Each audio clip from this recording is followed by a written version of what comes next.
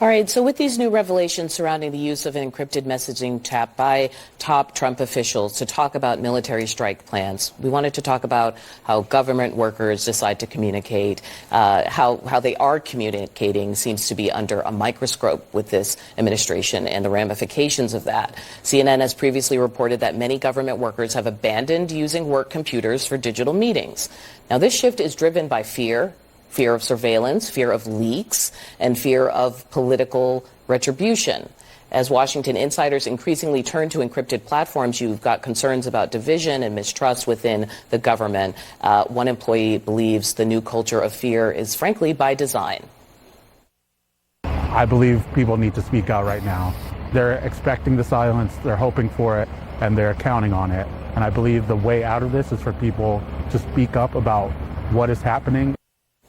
My group chat is back. These things might seem unrelated, but one of the things I noticed with Trump to this administration the last couple of months is the number of people talking about speaking on encrypted apps. What are you hearing as a reporter? Yeah, I mean, you get a lot of signal requests. People like to protect themselves and they want to use these encrypted platforms. Something that I think is interesting is when you use Signal, you can set the messages to disappear after a certain amount of time. And this relates to the Atlantic story because in those screenshots that Jeffrey Goldberg had reported, you can see the timer, emoji logo in the bottom right corner. That indicates that these messages were set to disappear after a certain amount of time, which is also another layer of the news that broke yesterday, is the preservation of official documents and official communications. So we're supposed to have a record of these kinds of interactions, and that ticking clock means we didn't. That they deleted after a certain amount of time. That's right. One of the reasons why I thought about this is because when the Atlantic reported these messages, at one point,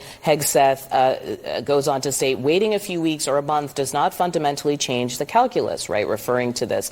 Immediate risks on waiting. Number one, this leaks and we look indecisive. Number two, Israel takes action or Gaza ceasefire falls apart. I feel like those would be number one, but it's not my group chat. So Jamil, help me understand this. Is this obsessive search for leaks and disloyalty starting to have an effect on operational security? Absolutely. Look, I have seen tons of people getting on Signal, tons of people changing their Signal messaging apps to delete messages earlier, changing their names to be just letters and initials, removing their phone number. So you're seeing that happen with government officials, with people on the outside. Everyone's operating in a culture of fear. It's partly because within the Trump administration, they operate like Hunger Games. Everyone's out for everybody. But on top of that, now you've got the president hunting down leakers, which he should do. That's the right thing. Go after people who intentionally disclose classified information. Here you've got an inadvertent disclosure of classified information.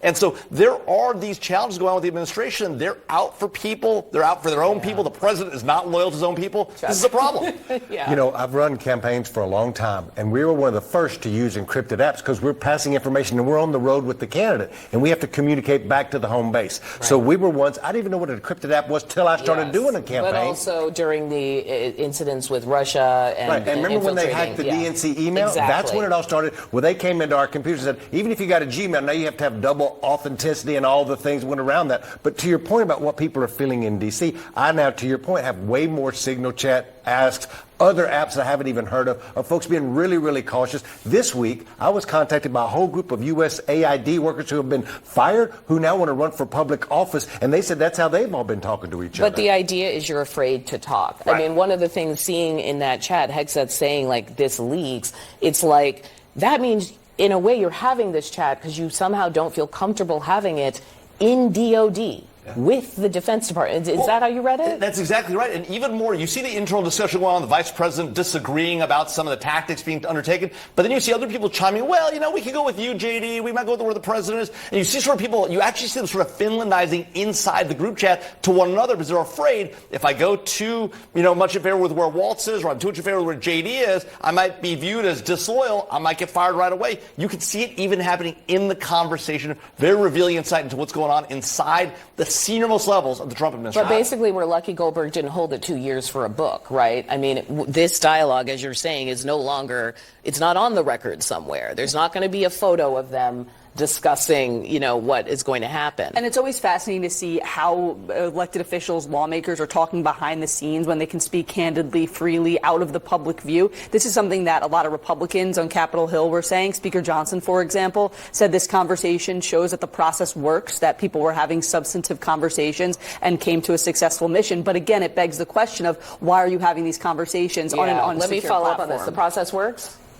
I think there's a special room that they should all go into where nobody can hear it. I've seen movies. I know there's a room you can go into that can't be nobody hear you what you're saying. Okay. They should all get together there. You're relying on 90s depictions of That's what I'm saying. high-level security You operations. open up the bookcase. We've all seen the Yeah, movie. Jamil, is there a bookcase? There are the rooms. There like is the an secure- official the room. Secure compartment information facilities, the sit room. In fact, every senior government official has a SCIF, a secure compartment information facility, in their own home. Now, the reality is when you're operating in a high-pressure environment, things are going on in a war situation, it's going to be hard to do that. Oftentimes, you'll pick up the phone, you'll try to talk around the classified information. That's not legal, but that's how people do it. So it's not surprising this is going on. Frankly, this is probably going on for decades. Humans are very creative. Of course. When you put in place really strict security restrictions or cybersecurity restrictions, people always get around it. This is the biggest challenge with cybersecurity and security rules. That doesn't mean it's right, but it happens all the time. Is the military term for this snafu?